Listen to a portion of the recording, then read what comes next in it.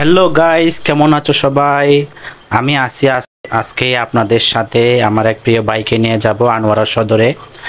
যাব ওনার পায়ে একটু সমস্যা, একটা হোমিওপ্যাথিক ডাক্তারের কাছে। চলে আসলাম RN ফার্মেসিতে, ডাক্তার প্রিয়তোষ চক্রবর্তী।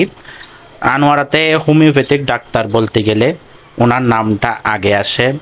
অনেক পুরানো ডাক্তার, যার ট্রিটমেন্ট আনোয়ারার অনেক লোকই নিয়েছেন। আনোয়ারা না, আমরা যারা বাইরের থেকে আসে ওনারাও হোমিওপ্যাথিক ওষুধের ক্ষেত্রে ডাক্তার প্রিয়তোষ চক্রবর্তীর নামটা অনেক পরিচিত।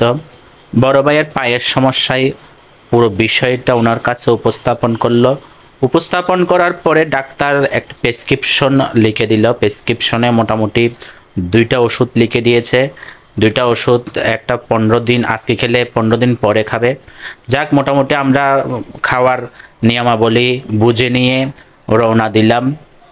একটা বিষয় এখানে আমি আপনাদেরকে মনে করিয়ে দেই, ওই ডাক্তার কখনোই প্রেসক্রিপশনের ভিজিট নেয় না। উনি ভিজিটটা ফ্রি করে রাখে, ওনার দোকান থেকে ওষুধগুলো নিতে বলে।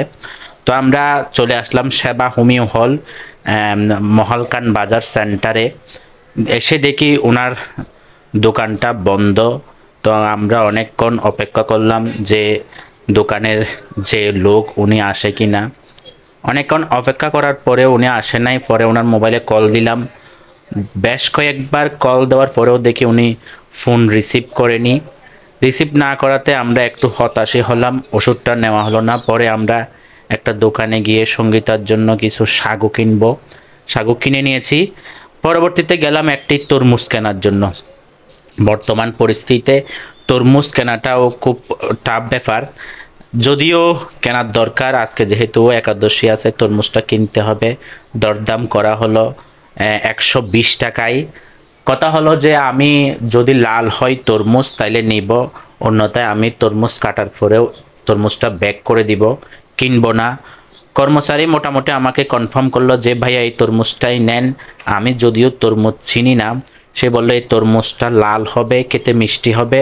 পরে ও কেটে দেখালো, আসলেই তরমুজটা অনেক সুন্দর, আমার খুব পছন্দ হয়েছে।